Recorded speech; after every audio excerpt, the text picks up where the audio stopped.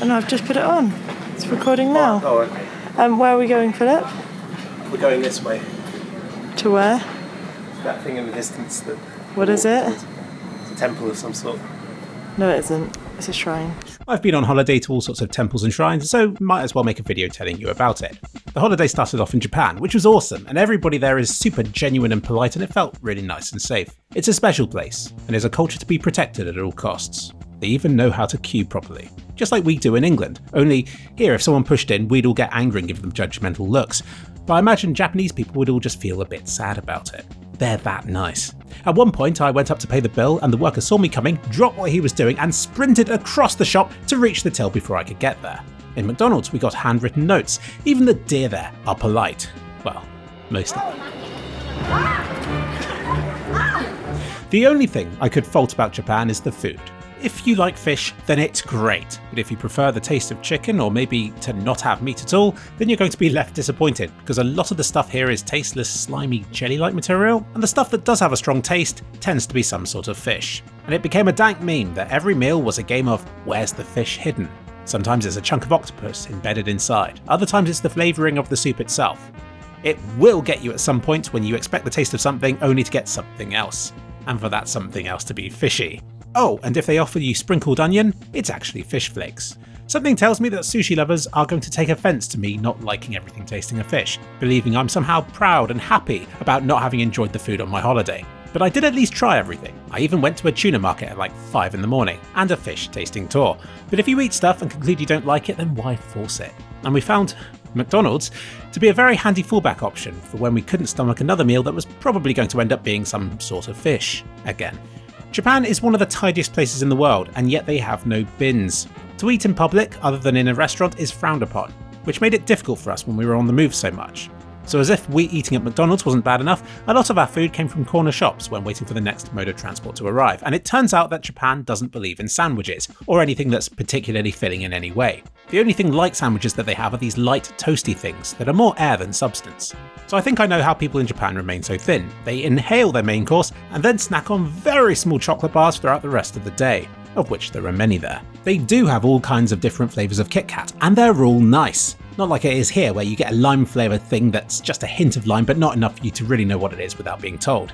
In Japan, the tastes of Kit Kat are always strong, sharp flavours of whatever it's marketed as, and it's always delicious. Even the biscuit flavoured Kit Kats taste deliciously distinct from standard Kit Kats. TeamLab Planets was something we did in Tokyo because it was there, and the best way I can describe it is a bunch of super high budget, pretty looking optical illusion rooms. Even this thing outside the entrance, which I can best describe as a solar flare HDR monolith, looks awesome, and I couldn't wait to turn the next corner and to see what crazy thing they had in the next room. It starts with you taking your shoes off and walking up a waterfall, which I think they do to help clean your feet. Wise choice, because then there's a room full of squishy beanbags which everybody has to crawl over. Then we encountered a flooded room full of projected fish. There was a room with millions of dangling LED beads, which I think might have been my favourite. And then there was a room with hundreds of LED balls. There's one that's a full room projection that will make everybody fall over. And then just when you think you've got this place sussed, you come across a room with thousands of dangling plants on strings. I don't know why, don't know how they thought it up, but it's all awesome. I'm almost 6 foot tall, so here in England, doorways just about accommodate me, and shoes just about fit me. But in Japan, I found my height on the wrong side of okay for everything. My head clips every doorway and every dangling handrail on public transport, and I don't fit into any of the shoes out there, which proved to be a bit of a problem. Like I said, I'm not freakishly tall, but one observation I had on trains was that I could see straight over the top of most people on the carriage, with a plain view to every other tourist there, and the occasional 6'4" Japanese teenager whose existence on public transport must be sheer hell. Of bigger problem for me is my shoe size. So I'm size 12 for most shoes, but size 13 for walking shoes. That means in England, the largest size comfortably fits me and I've never had to think too much about it. But Japan isn't England, and just days into the holiday, my walking shoes betrayed me by turning out to be plimsolls in disguise, with the sole full of cracks which were causing my feet to be soaked the entire time. It was quite unpleasant.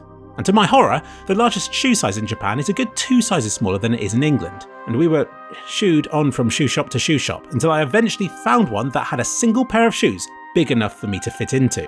I present to you the largest shoes you can buy in Kyoto. You have been warned.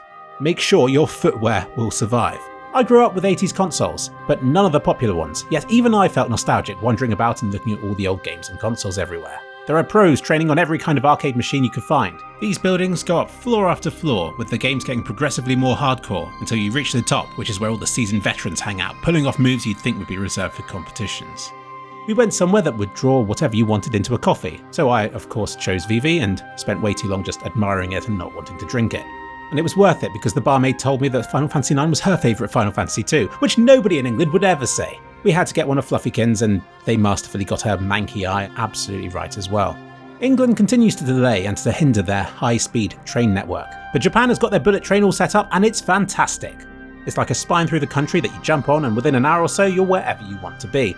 It shrinks a country down to something manageable, and many days of our holiday were half spent in one city, and then a bullet train to another, and then a decent amount of time in the second city, with the journey being but a momentary blip in the middle of the day, as opposed to being the day, as it can be when you're travelling across England. When you watch these trains shoot past from a platform, they're terrifyingly fast and loud, but being on them quickly feels very normal. I want this to be how transport is everywhere in the world. As you'd expect from the biggest city by urban area in the world, Tokyo is quite big, and nothing is close to anywhere else. You get on the subway, get off somewhere else, and not only is it a totally different district, but all the skyscrapers you can see stretching out into the horizon also look completely different.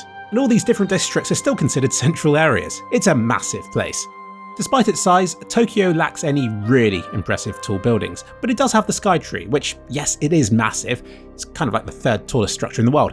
But it's not a building, and that makes more of a difference than I thought it would. You only have to look at the outlines of all these things to understand why a smaller but wider building could still feel more impressive. And I was personally much more impressed all round by the Lotte World Tower in Korea, which I'm sure I'll describe in great detail in another video sometime. I did not see Mt Fuji. When I visited Japan, it was rainy season, being too late for cherry blossom, too early to climb the mountain, and every time we were close to it, it was too cloudy to see.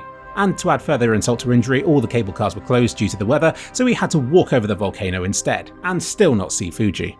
Had I known this beforehand, I think I'd have been really disappointed, but during the day I'm just more concerned that our all-day trek has been set back by several hours and that it's 5 PM and that we have to somehow get down from the mountains back to civilization to catch a bullet train to another city before things close for the night. So really, all the ways in which my holidays go disastrously wrong simply adds to the adventure.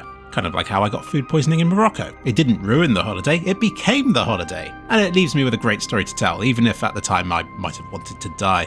I'm English, and I speak only English, no fallback options. So I'm used to speaking it wherever I go and hoping and praying that people understand me. And Japan isn't the best. Many older people don't speak it at all, and even many younger people have such strong accents that I struggle to understand their English. But then I was like that in Scotland too, and Ireland, and in the shop earlier today. Fortunately, my girlfriend seems to understand people no matter what the language, so she does the socialising while I just stand there looking very, very lost and confused. As an example of how useless I am, there was a moment when I was waiting outside a toilet, and I came across this symbol, and I went into several minutes of deep thought, trying to figure out what it could mean and why it was on the ground in such large letters.